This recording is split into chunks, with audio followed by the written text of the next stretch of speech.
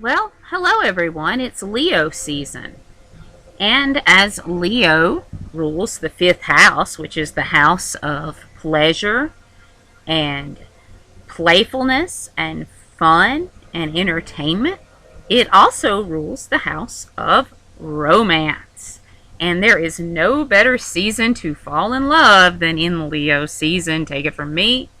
I am a Leo sun, and I fell in love in the summer, as the song goes. Yep, summer lovin', as the movie Grease says, is the best time to fall in love. And I thought this would be an excellent time to talk about some of my favorite synastry aspects that keep coming up in the fictional pairings that I like. And the title of this video is kind of a joke, but it's also kind of not a joke. It's a very tongue-in-cheek thing because these fictional characters, their pairing at least began as Platonic coworkers. All of these did, with the exception of one, which we're throwing in just for fun, that I just really want to talk about because a lot of the aspects that show up in the Platonic coworkers also show up in their synastry chart. Yeah, so the big joke in fandoms is that these two fictional characters who are very obviously in love, they are very obviously infatuated with one another, are indeed Platonic coworkers. And the joke is that the show, the fictional universe in which they are in, keeps beating you over the head with this information that they are indeed Platonic coworkers, even though they are acting anything but. So this video is going to kind of say what aspects show up in these synastry charts of these fictional cops that very much show them as in the what I'm going to call the Platonic coworker paradox of in which you have tons of romantic chemistry, but the show keeps telling you you're Platonic coworkers. See also slow burn romances, and I believe that there are aspects in all of these fictional characters' synastry charts that will give us clues to this. So let's start with perhaps the most famous of these, and that is Fox Mulder and Dana Scully from the X-Files. They didn't just influence the shippers in their fandom. They created the term shipper. So if you're not familiar with the X-Files fandom, you may not know this.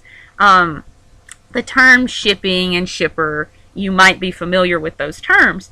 That actually came from the X-Files fandom in the 90s.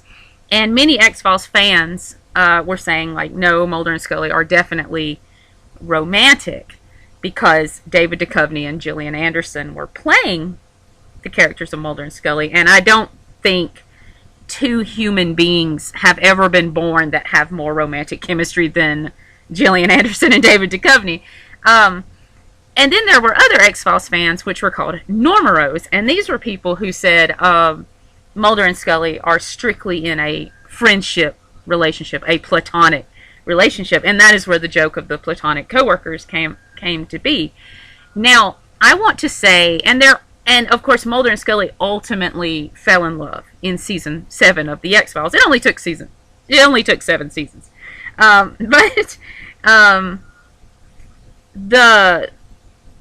But there are still X-Files fans today that are Normeros who said the show would have benefited if Mulder and Scully had remained in this friendship relationship. Now, I want to say I am not taking sides in this. I am merely saying that the Mars trine Mars aspect in Mulder and Scully's synastry chart could be what points to this.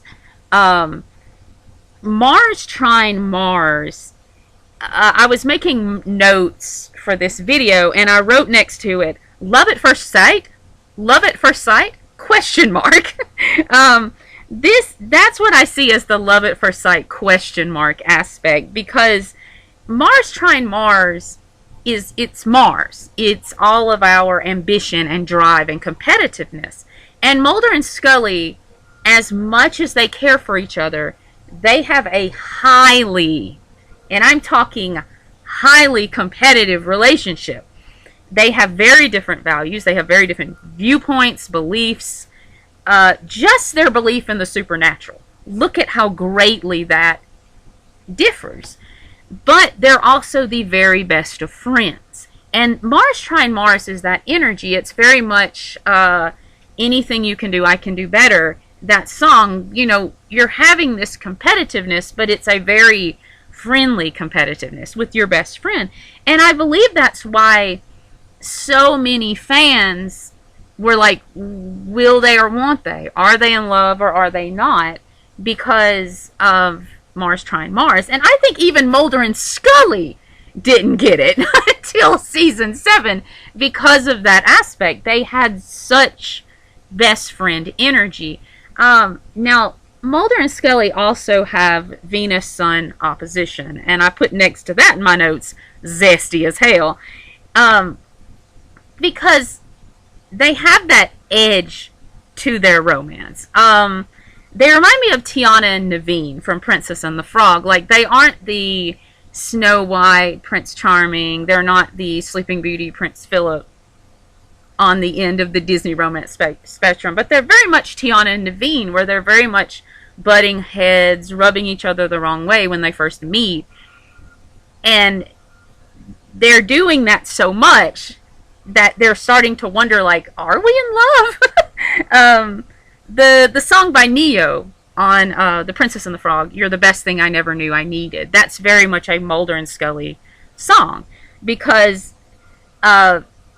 Mulder was very much prepared to be suspicious of Scully and to question her when she was assigned to the X-Files, and Scully was very much prepared to not take Mulder seriously because of his crackpot theories, and they just fall in love. The song by the Counting Crows, Accidentally in Love, from Shrek 2, a very Mulder and Scully song. I'm thinking about the episode The Rain King, where Scully famously says, like, she believes the best romances begin as friendships, and you're just going day in and day out, working, living, being best friends with this person, and then one day you wake up and you're like, oh, I'm in love. And that's a great example of their relationship. I'm thinking of their competitive edge, their Venus trine, their Venus-Sun opposition, and that I see as, especially in season 1 and 2, where they're kind of feeling each other out. Like, Mulder and Scully very much are the very best of buddies and have great buddy, like, best friend energy until romance is mentioned. Until either of them get horny thoughts, and then all bets are off. They are just all eyes for each other. And I think that is very Venus-Sun opposition, where you're just kind of like, you're just kind of seeing this person you've seen 100 times, you've worked with 100 times, and you're just like, oh damn, they're so beautiful, he's so handsome, she's so gorgeous, like, I have to have babies with you. And I think with Venus-Sun opposition, it is a baby-making aspect. And it is a love at first sight aspect. I see it as the love at first sight question mark aspect, because, and Mars trine Mars, because you're in love, but you don't really know you're in love. You're accidentally in love. So let's move on to my favorite pairing in X-Files, and that's John Doggett and Monica Reyes. If you're not a fan of the X-Files, they are the two agents that kind of took over the X-Files office after Scully had her baby and Mulder went AWOL. So Mulder and Scully have the Tiana Naveen romance. I see Mulder and Scully as being like Scully's Keira Knightley in Pirates of the Caribbean, and Mulder is Orlando Bloom. You know, that's how I see them. Like, they have this very zesty edge to their romance. With Doggett and Reyes, I see them as like Simba and Nala from The Lion King. I wrote in my notes, one could only heal the other. And I believe that. Doggett having the soul-crushing grief of losing his son. And Monica, I think, is just a straight-up demon? Question mark. I think the show was, like, trying to tell us that she's actually a demon. So they both have so much going on emotionally. They have a lot on their plates that I think they are the only ones who would have understood that in the other one. And I believe that's why they work so well together. And it's one of the reasons their romance is so hot. MSR shippers, I get you, but I am a DRR shipper. I am a Doggett Reyes romance till the end of my days. Now, a lot of that where it's like, she's the only one who could heal him, he is the only one who could heal and understand her. That is Venus and Pluto opposition.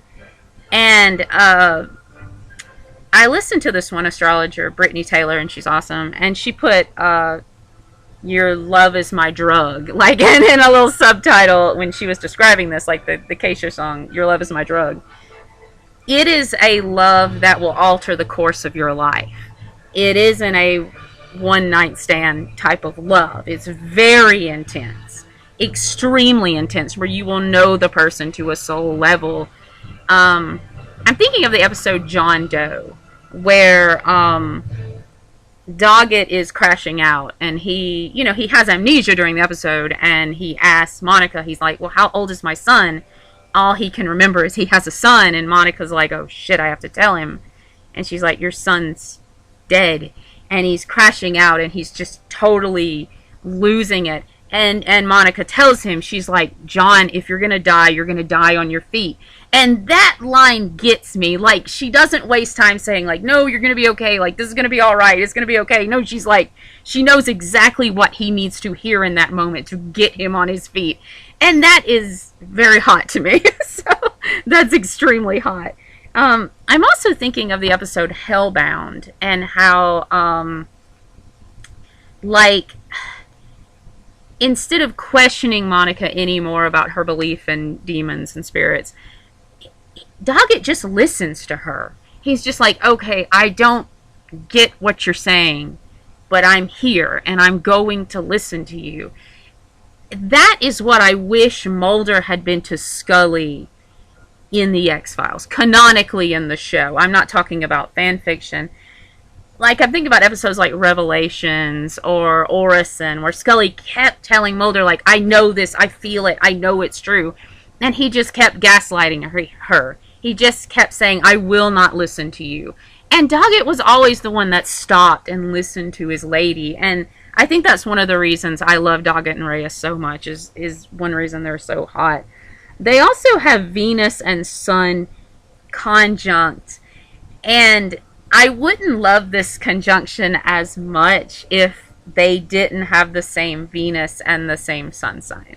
Doggett is Pisces Venus, and of course Reyes is Pisces Sun, and Pisces are just too sweet together. They are too cute together, and I think that's why this conjunct works for them. They are a very sweet couple. Like Mulder and Scully like that edge to their romance. They like that edge to their relationship, like that zesty edge, or they're like always running from danger. They're always on an adventure. I see them as a very like swashbuckling, adventurous couple, like the pirate queen and her harem boy Mulder.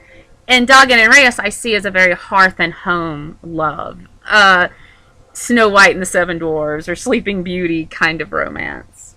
So let's move on to Will Graham and Alana Bloom. Now this one might get me some hate, because I know they're not a very popular ship in the Hannibal fandom, but I love Will Graham and Alana Bloom. I will jump in front of a truck for them. They are a romance. Every time I watch the show, I'm like, if it had been a different time and place, they would have fucked. They would have made so many babies. In fact, I'm rewriting the end of Hannibal, where instead of Will Graham impregnating Margot Verger, he impregnates Alana, and they have a one night stand, and he gets Alana pregnant. And Will and Alana are so hot. I'm thinking of the episode. It's during the trial of Will Graham. It's sometime in season 2, I believe, and Will Graham's on trial for killing Abigail Hobbs, and Alana comes into his, I guess, interrogation room at the hospital for the criminally insane, and she's going to interview him, and instead of doing that, she turns into like this T-1000 type monster and just kind of flows into every orifice on Will Graham. And that's how I see their romance. Very immersive. And that is Neptune conjunct Venus, because they were always each other's dream. Will was Alana's dream man, in that he was this psychic guy that she was just fascinated with, and she eventually fell in love with him. And then Alana, of course, is Alana. She's beautiful, she's intelligent, she's fierce. She is a Leo woman. She's a lioness, and she's always defending Will, and he loves that to the bottom of his little Pisces soul. That is so Leo Pisces, by the way. She is his knight in shining armor. If we're going with the Disney trope, I see Alana as like Flynn Rider, and I see Will Graham as Rapunzel. Or the couple from Enchanted, and Alana is the knight, played by James Marsden. Alana will always be the knight. And it's very Neptune conjunct Venus, because Neptune gives that illusion to a love affair. And I think that's what Will and Alana had. They had an illusion to a love affair. It doesn't make it any less of a love affair, but it was very much a wrong place, wrong time kind of thing. And Alana was very mature in telling Will that she's like, I can't have a romance with you because we wouldn't be our most honest selves. I would always see you as this research subject, and you would always see me as this beautiful dream. And every time I see that, I'm like, no, it could have been so hot. I'm like, what you're doing is healthy, Alana, but my little shipper soul does not want it. And I think the reason they didn't work out ultimately is their Venus square Venus. And that's an aspect that comes up in their chart, and I put it as the wrong time, right place aspect. Excuse me, I had to get some water. And I just wrote, it could have been great, in my notes, like from Steven Universe. Yeah. But I see Alana and Will as star-crossed lovers with the Venus square Venus, but also with Venus square Venus. Venus is everything lovely, pleasing, delightful, wonderful. And with Venus square Venus, I see that as being lovers who separate amicably, because Alana and Will are friends till the end. Even when he's captured by Verger, even when he's going through all the shit with the red dragon, like, she's like, I'm here for you, Will. She's always his friend. And that's why I think he should have fathered her and Margot's baby. And finally, we are up to our last platonic, non-platonic co-workers, Elliot Stabler and Olivia Benson from Law and Order SVU. I told y'all we were going to talk some about Benson later on. So, I am a new fan to the Law and Order SVU fandom.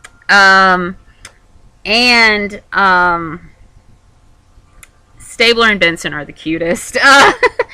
So every time I watch Law and Order SVU, especially season 1, and I look at Stabler's wife, Kath Stabler, every time I watch that show, I'm wondering what exactly is going on between Kath and Benson, because in the show, you will notice that Kath is more jealous of the job taking Elliot from her and her family than she ever will be of Benson. And I almost wonder if she had pulled Benson aside and she's like, look, I have 4 kids.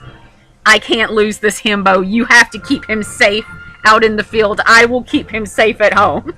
Because Elliot's such a handful, they just had to, like, you know, delegate looking after him. And that is very much Pluto trine Venus. I think Stabler and Benson work so well because they are constantly switching roles in, like, who is the rescuer and who is the damsel. And that's in all of these pairings. Well, okay, maybe not Will and Alana. Will loves getting his ass saved. We all know how he does. But he does save Alana. It's very apparent in Stabler and Benson how they're always switching that up. And Stabler likes being saved. Okay? He's a Libra man, and he has that feminine energy. And he will admire an Aries rising gal like Benson. That's just natural. And that's very Pluto trine Venus. Stabler having the Pluto in Virgo, very much admiring Olivia's Pisces Venus and everything that makes her beautiful, generous, feminine, sweet, and like the lingering looks he gives to her, especially when she's interacting with kids. Like, I want to write poems to his gazes for her. Everyone talks about Mulder gazing at Scully. I talk about Stabler gazing at Benson. And what a little firecracker Benson is, but yes, that gentleness, that Pisces gentleness inside of her, and she is a Pisces, Mercury, and Venus. I mean, Mars. Like, she's always soothing that rage in Stabler that he's feeling, that he's always towing that line between upholding the law and just wanting to take apart the people who do these heinous things he has to deal with every day. And I think Benson's the one who's soothing him in that way. He very much admires that watery Pisces love in her soul. And I think if you looked in Benson's brown eyes for 2 minutes, you would too. You would fold. Her nurturing soothes him, but in the same way he soothes her. And especially with Benson, like, never knowing her dad and having that very horrible, tumultuous childhood, someone like Stabler is good for her because he's very much filling that kind of absentee father role or big brother role. And I'm not saying that in like a gross TVMA way. I'm saying it in that Olivia had that void of, like, positive male energy in her life. And Stabler was very much feeling that in a very positive and healthy way. Because Stabler's just a 12,000% good boy. I wrote here, Saturn conjunct Mars. It heals her inner child. And especially his protectiveness towards her, that's never patronizing. I think with a lot of these other pairings, the man will kind of jump out there to protect the lady, and she takes offense, him fighting her battles. With Stabler, anytime he does that in a patronizing way, he's always dialing it back and saying, like, I shouldn't have done that. He's very respectful of her pride. I'm thinking of the episode where they track down this really nasty guy, and Ray, Bad Blood is the episode. Law and Order loved to, like, have the same titles of episodes as X-Files, which is funny because they were going on at the same time. But this guy calls Benson sweetheart, and Stabler goes off on this guy, and like the next second he's like going up, to Vince, and he's like, I'm so sorry, I was out of line, I was out of line. Like, he's always that way. He's always stepping back and letting her have her pride and fight her own battles, but that protectiveness is there. And I think that is that Saturn conjunct Mars, and then her Venus trining his Pluto.